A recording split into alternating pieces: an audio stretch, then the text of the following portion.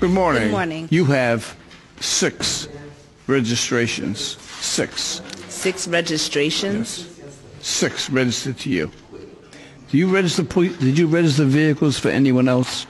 No, I only have 2 registered vehicles. Well, I'm going to go through them, okay? Okay. All right. Right now you're driving a Ford. Mm-hmm. On that Ford, you have 5 speeding tickets and 2 red light violations. Yes, sir. You also had a Honda registered to you last year. My daughter had a Honda.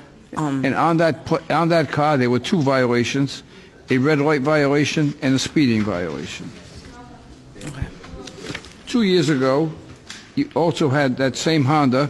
This was registered from Arch Street in Providence. Yes. 3 years ago, you had a Ford. Your Honor, I swore I paid off some of those tickets. You had $200 due on violations that never were paid on that one. What brought you in here today? I did. I received the papers in the mail finally. Our mail has been getting messed up, so I finally received a couple in the mail. So I came to court today. I mean, how you're not booted, I don't know, but nevertheless, with all of these outstanding tickets. Your Honor, I didn't know I had that many outstanding tickets. I had just been trying to pay off my license, and I paid off my license, and I registered the cars. I didn't know that I had that many tickets here, Your Honor. Are you working? No, I'm not. How many kids? I have 6 kids. How old are they? I have a 23, a 22, a 20-year-old, a 6'5", and a 3-year-old. Oh. My hands are full. The older kids, are they helping you out financially? No. 2 are incarcerated, and it's just me and my oldest daughter, and she lives in her own apartment. And the small kids live with you? Mm-hmm. Here's my choices. I can look at your summons and say that you owe whatever the amount is here. It's probably $1,500 with penalties total. What we should do today is try to work out something that makes sense. Okay. Yes. The first thing we have to do with you is don't register a car for anyone else. I will not. Because you're going to be in the same boat. You're going to come back here and say, you know, it's not me, it's somebody. Don't do that. Okay. Okay. Secondly, we're going to come up with something that's going to wipe out all of these that you can afford. So how much can you afford? Well, I only get $187 from unemployment a week. That's all I get. I'm unemployed right now. I'm laid off. I go to school, local 51 at night to be a plumber, and I'm a single parent. So maybe $25 a week I can, because I still have to pay insurance and buy stuff for my house, for my kids, and pay my rent and my electric.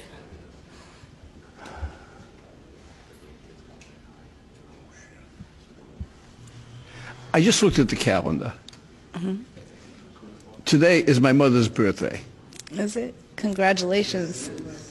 And my mom obviously is not still living, but she was the most kind-hearted, generous person in the world. And I just looked at that and it hit me. And I'm getting teary-eyed. I'm saying to myself, what would my mother do? She'd probably give you the money, but I'm not going to do that. Today, here's what I'm going to do here.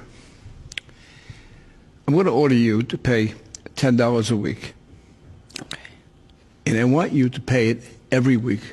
Okay.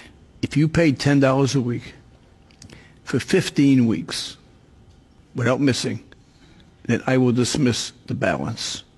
Thank you. Because that will do 2 things, okay? It will show responsibility on your part. It will show that you made an effort, okay? Which would make me happy, so that you're going to do that. Yes.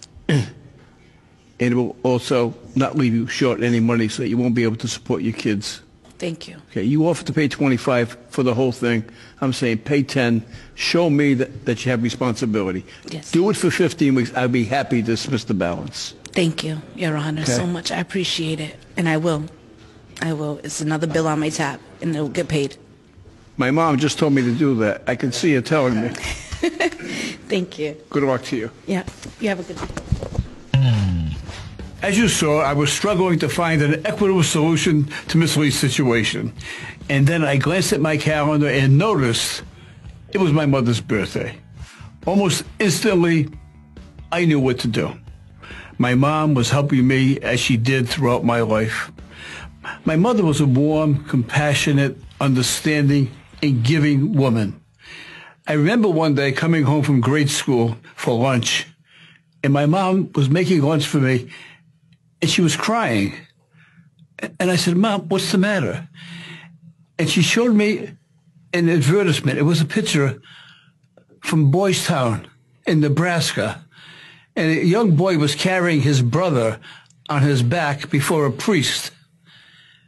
And he was answering to the priest and said, "He ain't heavy, Father. He's my brother." And my mother was looking at that picture and thinking of the hardship of those two youngsters in their life. And it broke her down, and she was crying. And we had no money, but she made a contribution to Boys Town of Nebraska.